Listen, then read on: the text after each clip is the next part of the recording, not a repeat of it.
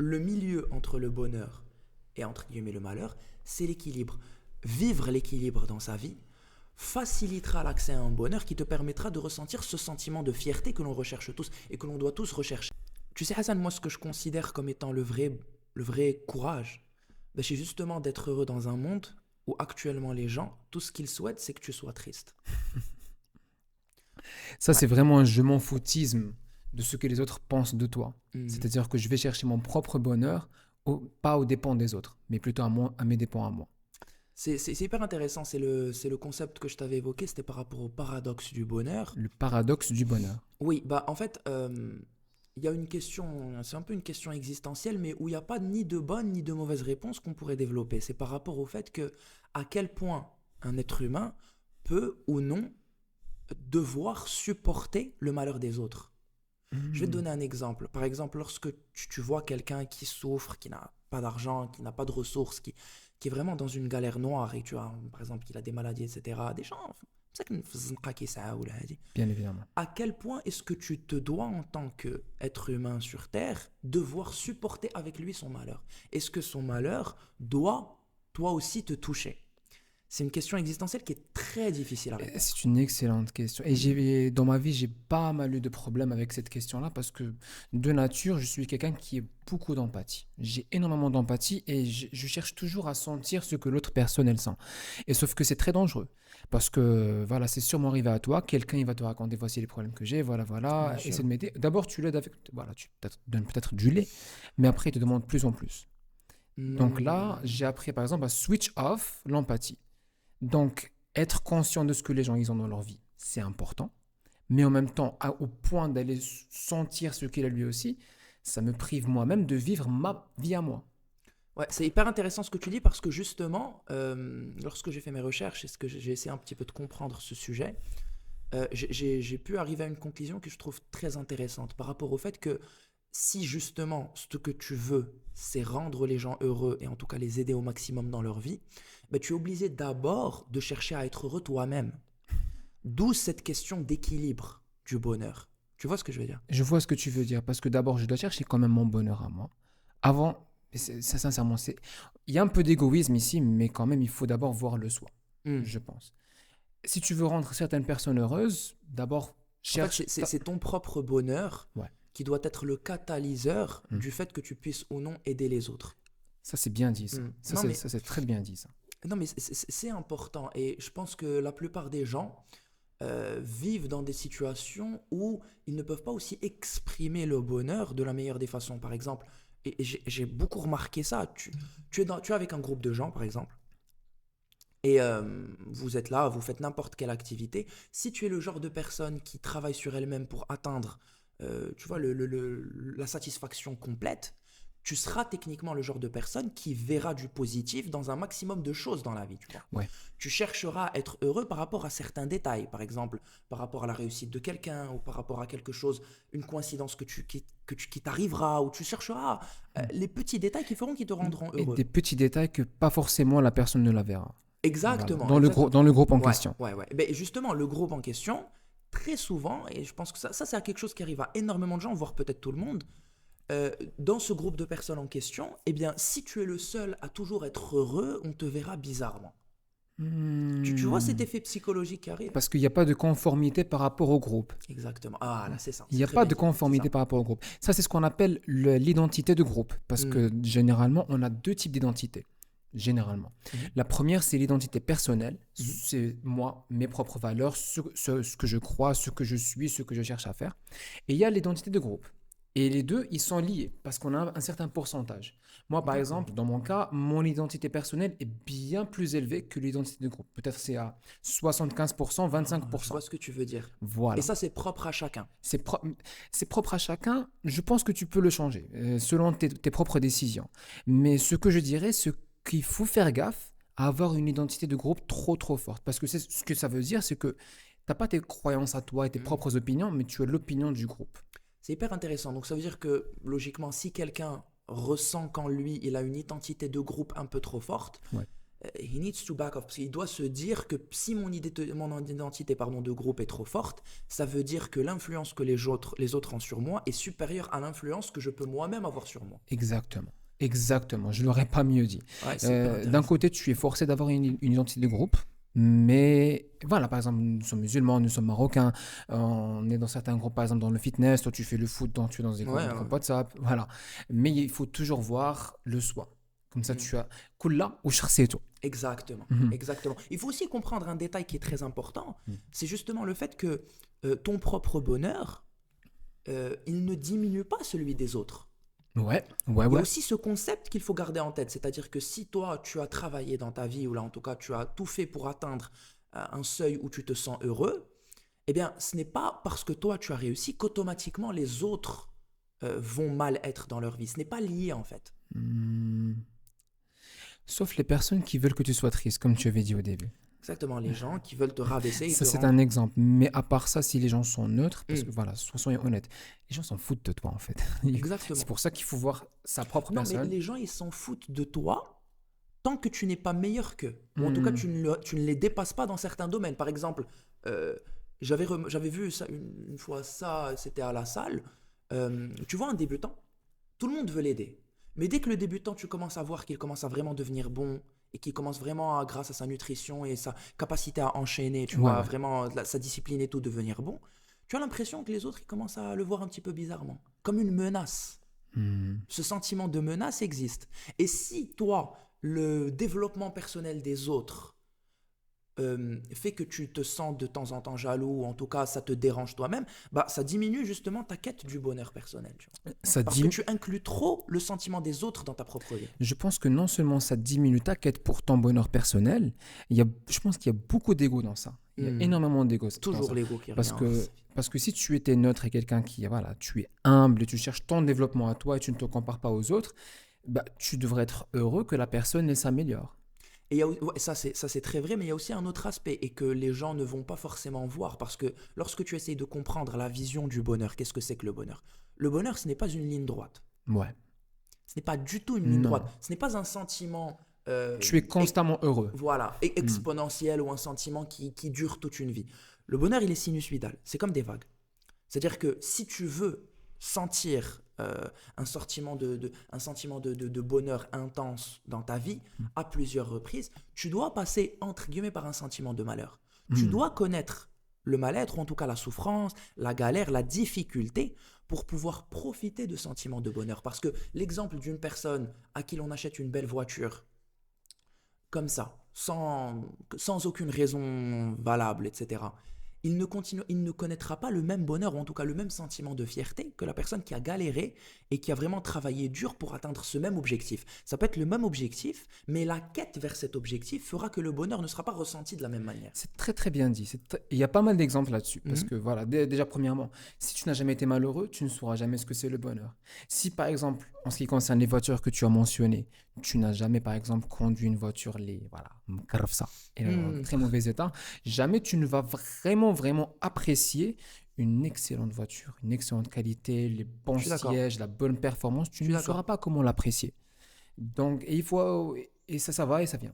Ça va et ça vient. Il faut l'accepter. Donc, il faut comprendre que ça paraît même logique quand on l'exprime comme ça. Si c'est un sentiment de vague, si le bonheur c'est des vagues, c'est des va-et-vient, à ce moment-là, les vagues, qu'est-ce que c'est?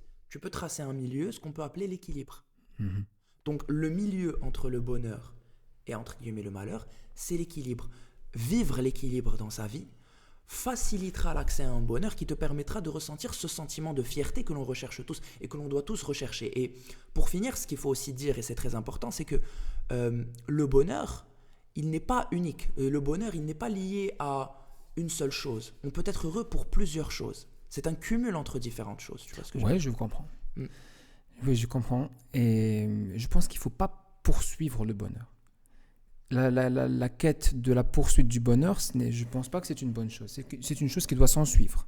Donc pour toi, oui, je vois ce que s'en suivre, c'est un bon terme. Donc pour toi, être heureux, c'est un sentiment que tu laisses venir vers toi. Ouais. Donc ce que tu es en train de dire, je pense, c'est que tu dois faire des actions Mhm. qui te rapprocheront en tout cas de ce sentiment, mais ne pas forcément chercher à l'atteindre Il faut chercher quelque chose de positif, à mon avis. Le bonheur ne vient pas de la poursuite, il vient de la progression. Ça veut dire voilà. Du moment que tu cherches à t'améliorer, voilà, la pratique de la gratitude qui est très très très importante, parce que si j'ai des attentes à ce à quoi le bonheur ressemble, je ne serai pas heureux maintenant. Je m'empêche d'être heureux. Mais parce que justement, il faut connaître son bonheur. Parce que, aslan même de base, ton bonheur n'est pas forcément le mien. Absolument. Non, justement, pour moi, il ne faut pas réellement voir l'échec comme un obstacle. Pour moi, c'est plus une mise à l'épreuve qui nous permet de nous transformer, tu vois. Je vois toujours l'échec comme étant do you want this hard enough? Voilà, c'est justement ça, lorsque c'est tu une pars mise à dans une l'épreuve. certaine direction, c'est une mise à l'épreuve. Mais d'un autre côté, j'essaie de dire souvent que l'échec, there's no failure. Il n'y a pas d'échec. Il y a juste des résultats. The only result. Si tu changes un peu ta perspective sur la chose, ça aide un peu. Ouais, mais en fait, déjà, pour aller d'une base, il faut quand même aborder le fait que c'est un terme universel et déjà qui concerne absolument tout le monde. Absolument tout. Tout le monde a des défaites dans sa vie. Et justement, c'est les défaites qui nous permettent d'atteindre les objectifs qu'on atteint dans notre vie. Tu vois, on ne peut pas, je pense, avoir une réussite totale sans passer par des moments d'échec. Et moi, à chaque fois que je parle d'échec, je parle beaucoup aussi de résultats sportifs, par exemple de basketteurs comme Michael Jordan. Ah oui, Michael Jordan. Oui, par exemple, Michael Jordan, lui, je l'ai écrit d'ailleurs, il dit « J'ai raté plus de 9000 tirs dans ma carrière, j'ai perdu presque 300 matchs. 26 fois, on m'a fait confiance pour le tir de la victoire et je l'ai manqué. J'ai échoué encore et encore dans ma vie et c'est pourquoi je réussis. » Alors si Michael Jordan, lui-même, le grand Michael Jordan, qui est... Là, les gens ils font l'argument comme quoi c'est le meilleur basketteur du monde. Bon, bien sûr, c'est tout un débat, mais il est là-bas, il est dans la conversation. Si lui, il te dit que moi j'ai échoué tel ou tel nombre de fois, tu es qui pour te plaindre? Est-ce que tu peux relire ta dernière phrase? La dernière phrase. J'ai échoué encore et encore dans ma vie et c'est pourquoi je réussis. Et c'est pourquoi je réussis. Ouais. C'est la vision de quelqu'un qui pendant 20 ans a réussi des choses, a aussi raté énormément de choses, mais qui à la fin arrive à cette conclusion de dire que mes échecs m'ont permis d'atteindre le niveau que j'ai atteint durant ma carrière. Il y a aussi un autre truc, et ça c'est une vision un peu différente, mais qu'il faut quand même garder en tête, c'est en fait, ce qui bloque les gens par rapport au sujet de l'échec, c'est que beaucoup, ils associent leur valeur à leur réussite. Ça, c'est une erreur. C'est très très dangereux. Parce que ne pas assez avoir confiance en soi, c'est se dire que, ok, si mes réussites sont pour l'instant neutres, ou en tout cas inexistantes, c'est que ma valeur n'est pas forcément existante. Et ça, avoir cette idée de lier les deux, ça fait qu'on a peur de l'échec et que justement, la peur de l'échec fait qu'on revient à la base et on ne se lance même pas dans ce qu'on veut vraiment faire dans notre vie, tu vois. Non seulement on ne se lance même pas. En fait, tu as un grand doute incroyable, presque toxique, sur ta propre capacité. Exactement. Alors qu'en fait, ce qu'il faut avoir, c'est une capacité à recommencer lorsque tu échoues. Tu vois, tout ce que tu vas faire ne va pas forcément marcher. Si les choses ne vont pas comme tu veux, pose-toi des questions. Est-ce que ma stratégie, elle était bonne? Exactement. Qu'est-ce que j'ai appris? Qu'est-ce que j'aurais pu faire mieux? David Goggins, il appelle ça des AR report. Auto-reflect. Des AAR report. Ok. Et c'est un rapport que tu fais. Après, lui, il le prend très très au sérieux. J'ai essayé, mais je ne l'ai jamais fait à son niveau. Après toute une opération dans ta vie, quelle que soit, une sorte de mission, une période, tu dis, ok, qu'est-ce qui s'est bien passé? Qu'est-ce qui s'est mal passé? Qu'est-ce que j'aurais pu faire mieux? Et tu dois être brutal avec toi-même. Et là, il y a beaucoup de développement. Mais je ne l'ai jamais fait à son niveau, Zama. Voilà, soyons avec autant de précision. Ah non, oui. J'en suis certain. Lui, il est au détail du détail du détail. Mais l'important, c'est de pouvoir faire de la réflexion sur soi-même. Donc, c'est pas forcément un dead end, une impasse. C'est une opportunité pour recommencer à nouveau. En fait, c'est une vision. Il faut une part de confiance en soi pour apprendre à surmonter l'échec. Ouais. Par exemple, au niveau par exemple, professionnel, il faut avoir toujours la mentalité du gagnant. C'est la mentalité de se dire que, ok, le prochain non, quoi qu'il arrive, il arrivera et il me rapprochera juste du prochain oui. Oui. Tu vois ce que je veux dire? Si par exemple, moi, dans ma carrière, mon objectif, c'est justement de vendre quelque chose, eh bien, chaque échec, chaque non, eh bien, tout ce qu'il fait, c'est qu'il te rapproche de ton prochain oui. Et quand tu vas encore plus loin dans cette réflexion, tu te dis qu'en fait, tous tes non, eh bien, ils t'ont autant payé. Ils t'ont payé petit à petit. Voilà. D'accord, parce que quand quelqu'un, Mathieu, il te dit un oui, par rapport à quelque chose qu'il va t'acheter, une prestation ou quoi que ce soit, eh bien, le fait que tu sois arrivé à ce oui, il est lié au fait que tu aies eu des non au début. Des gens ont refusé. Donc les gens qui refusent, ils te rapprochent du fait de pouvoir trouver la personne qui te dira oui. Donc dans un sens ou dans un autre, ces gens aussi t'ont payé. C'est une vision de confiance en soi qui fait que tu n'as pas peur d'aborder les choses. Tu vois. Voilà, lorsque tu as cette perspective-là qui n'est pas négative, parce que je pense qu'on est souvent influencé. On est souvent influencé surtout par les gens, les attentes des gens. On te demande même la question, et si tu échoues? Et si justement, c'est la si ça se passe pas manière, bien? la manière de percevoir l'échec, elle est très très liée à justement notre entourage. Parce que qu'est-ce qu'ils vont te dire l'entourage? Et si ça marche pas, tu sais pas, c'est bon, tu as des choses qui se passent très bien, là tu vas aller prendre le risque. Exactement. Voilà, et on te demande et si, et si, et si, et si. Alors, je pense qu'il faut toujours avoir des attentes ou en tout cas des objectifs dans la vie qui sont calculés. Il faut toujours calculer les risques, bien sûr, parce que je ne recommanderais jamais à quelqu'un de se lancer dans un projet voilà, où il va remettre sa vie en question, où vraiment il va devoir sacrifier énormément de choses. Mais lorsqu'on a une ambition et qu'on a les moyens d'aller chercher cette ambition, eh bien, il faut savoir s'entourer justement des personnes qui vont te pousser vers le haut. Parce que l'échec, il est lié au fait que psychologiquement, les gens impactent notre cerveau, tu vois, à travers ce qu'ils vont te dire de négatif. Parce que ça joue un rôle. On peut être n'importe qui. Tout être humain est impacté par le regard des autres. Absolument. À certains degrés, il y a des gens qui travaillent par rapport au fait de ne plus trop avoir l'incidence des gens, mais il y a toujours cette part. Donc, si tu t'entoures de gens et tout ton entourage, c'est des gens négatifs qui vont te pousser justement à éviter d'aller vers l'avant et à justement ne même pas aller confronter l'échec, parce qu'il faut aller le confronter, donc ne même pas aller confronter l'échec, mais tu n'arriveras pas à grand-chose. Tu vois. Je suis très très d'accord avec toi et il faut avoir peur, je pense, de ça. Et je pense que la chose qu'il faut chercher dans le groupe, parce que chaque personne, à mon avis, devrait analyser son groupe. Si la majorité des gens de mon groupe, ils sont pas, voilà, pas forcément obsédés, mais ils sont pas au moins motivés par devenir meilleur parce qu'on est inadéquat. Je ne suis pas assez bon, j'ai des défauts, il y a pas mal de choses qui ne sont pas bien dans ma vie, peut-être que je ne mange pas bien, voilà, je ne m'entraîne pas assez, qui sait. S'il y a les gens dans mon entourage, ils ne cherchent pas à devenir meilleurs, ils se disent ça va, là je vis bien, je suis bien, c'est suffisant. Il faut se poser les bonnes questions. Bien sûr. Et il faut se poser les bonnes questions, il faut se mettre autour des gens qui te poussent vers l'avant et qui veulent se pousser vers l'avant. Voilà, les gens qui veulent le meilleur pour toi.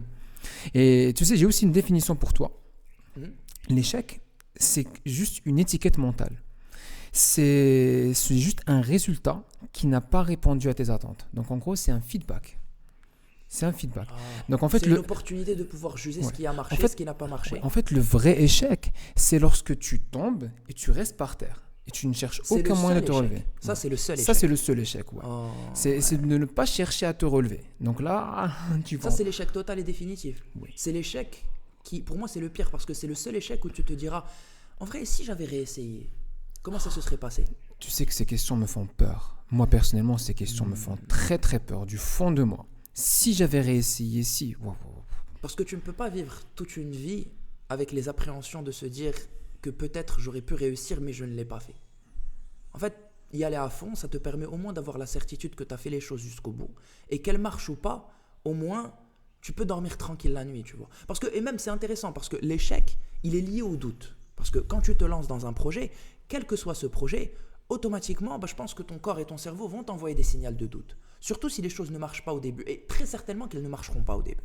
Très certainement. Quoi que tu fasses dans ta vie, quoi que tu lances, quelle que soit l'entreprise que tu essaies de développer, quel que soit le projet que tu développes, que ce soit sur les réseaux sociaux ou autres, dans la vie de tous les jours, avec les gens, quoi que tu fasses, et surtout quand tu n'as pas au début de légitimité, en tout cas de crédibilité, eh bien, tu vas avoir un peu de mal à réussir. Mais c'est justement la persévérance, le fait de continuer à chaque fois, qui fera que tes doutes vont disparaître. Parce que les doutes, ils vont venir avec l'échec. Mais plus tu as d'échecs, moins tu as de doutes. Ça prend du courage, en fait. Ça prend énormément de courage et de la persistance, comme tu as dit. Et dans ce cas, tu sais, Andrew Tate lui-même, il a dit, si tu continues malgré les défaites, il n'y a aucun moyen à ce que tu perdes. Tu adaptes ta stratégie. J'aime bien cette phrase, honnêtement. Ouais, voilà. Tu adaptes ta stratégie, tu apprends, tu te dis, ok, qu'est-ce qui n'a pas marché? Qu'est-ce que je peux faire mieux? qu'est-ce que j'ai appris? Voilà, comme j'avais dit tout à l'heure, là, je suis en train de me répéter. En fait, c'est le 1% better every time. Parce que si maintenant, tu connais l'échec par rapport à quelque chose, tu sais, tu arrives à avoir le courage de te poser les bonnes questions par rapport à qu'est-ce qui a fait que ça n'a pas marché. Tu notes ça dans un bloc-notes. Automatiquement, si tu réponds à ces questions, tu vas avoir au moins une conclusion. Quelque chose que Au tu pourras minimum. détecter au minimum qui te permettra la prochaine fois de mieux réussir. Donc, tu vas refaire ce que tu voulais faire, en tout cas, ce qui fait que l'essence de pourquoi tu as lancé, par exemple, ton projet, quel que soit ton projet, tu vas le refaire en améliorant cette petite chose. Petit à petit. Même si tu as encore un échec, la prochaine fois, tu auras encore de bonnes questions auxquelles répondre. Et tant que tu peux répondre à certaines questions, quoi qu'il arrive, tu t'amélioreras d'1%. Jusqu'au jour où, et bien sûr on ne sera jamais à 100%, mais tu auras atteint des objectifs qui te permettront de voir les premiers résultats. Et quand tu vois les premiers résultats, c'est là où tu commences à développer le sentiment de confiance en toi, le sentiment de vraiment de même, faut le dire, de puissance et de la vraie valeur. Tu auras développé cette valeur que tu recherches au final, tu vois.